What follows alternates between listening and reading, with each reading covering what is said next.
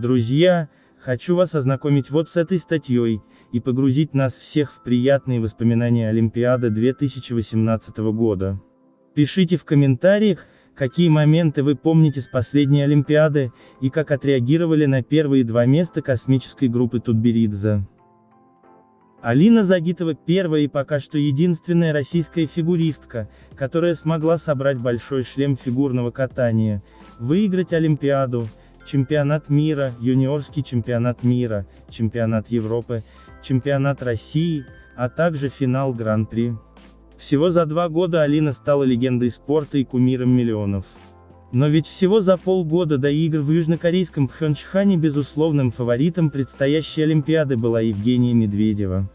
Так за счет чего к успеху на главном турнире четырехлетки пришла Алина. Загитова вовремя перешла во взрослые.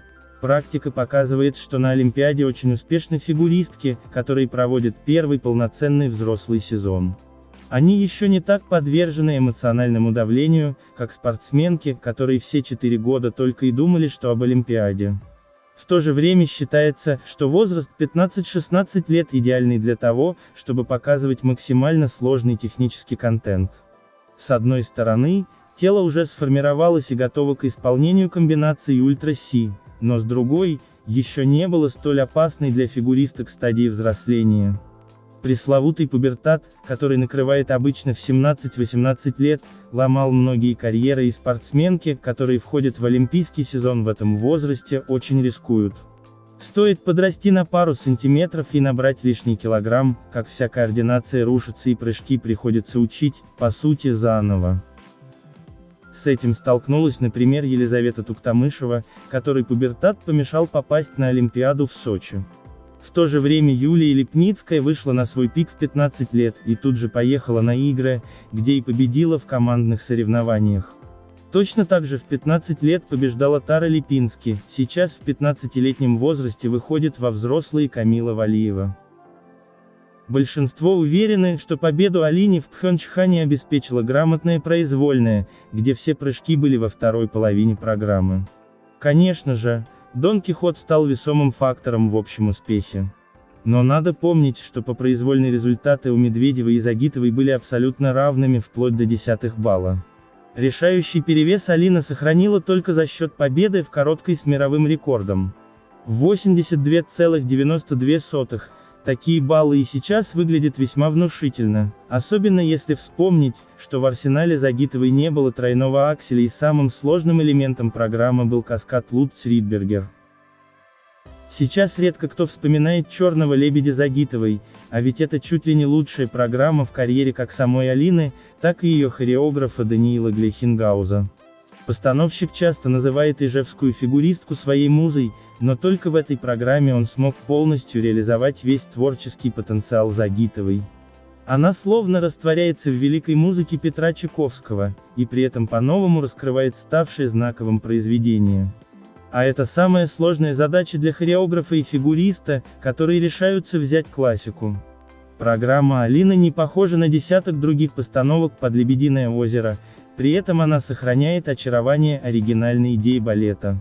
Постановка уже стала культовой, и на нее ориентируются другие спортсмены, а китайский фигурист и вовсе повторил номер Алины точь-в-точь. Правда, ему не удалось с такой же легкостью и грацией показать сложную хореографию Загитовой. Техническое превосходство, коронный каскад Лутц-Ридбергер. В техническом плане Загитова выступала словно в прошлой эпохе, сейчас ее программы не конкурентоспособны, ведь четверные прыжки ставят даже 11-летним детям на турнирах уровня Кубок Деда Мороза. Но в свое время Алина выдала максимум прыжкового контента эры тройных. Она владеет каскадом Лутц-Ридбергер, самым сложным и дорогим из вариаций различных комбинаций тройных прыжков. И на самом деле хоть каскад и нельзя в полной мере считать ультра-си, по своей стоимости он не сильно отличается от тройного акселя и младших четверных. 12,21 в базовой стоимости, сейчас 11,88 и до 15 баллов при идеальном исполнении и высоких гоя. Для сравнения, за чистый триксель Туктамышева получает редко больше 9 баллов, Кихири при более лояльном к ней судействе ставит около 10. Каскад четверного тулупа с двойным, Самый дорогой элемент в программе Камилы Валиевой в базе стоит 10,80. Даже с учетом высоких ГОЭ это максимум те же 15 баллов, как и идеальный Лутц Ридбергер. При этом переоцененным каскад назвать тоже нельзя. Лутц и Ридбергер сами по себе очень сложные прыжки, так еще и в комбинации друг с другом они требуют максимальной концентрации и навыка очень быстрой крутки.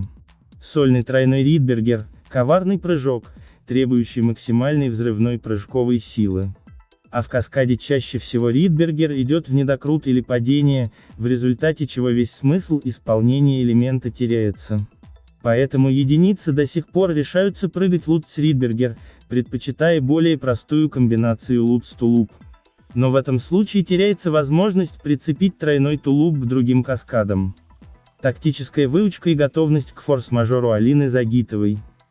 Также в технике важную роль сыграл тот факт, что абсолютно все прыжки Загитовой в произвольной были во второй половине программы, и за каждый из них она получала надбавку в 10% от базовой стоимости элемента. Алина стала первой, кто исполнял такие программы на постоянной основе, за что ее постановку Дон Кихот нещадно критиковали. Чемпионка США Эшли Вагнер, например, говорила, что первые 2 минуты Загитова только бегает по льду и дрыгает ногами, что нельзя назвать фигурным катанием. В ответ на дерзость Алины и ее тренера Этери Тутберидзе, Международный союз конькобежцев ИСУ затем поменял правила, и теперь надбавки получают только 3 последних элемента. Негласное название правила – поправка Загитовой. Можно долго спорить о хореографических качествах произвольной Алины олимпийского сезона, но для нее простой задача точно не была. Элементы, которые в обычном случае нужно исполнять в течение полных 4 минут, в постановке Глейхенгауза уместились меньше чем в 2. А значит, Загитовой было необходимо выдать 7 прыжковых комбинаций подряд, едва ли не каскадом. И это ближе к концу проката, когда сил и так уже немного. Одна ошибка, и могут полететь все прыжки эффектом домино.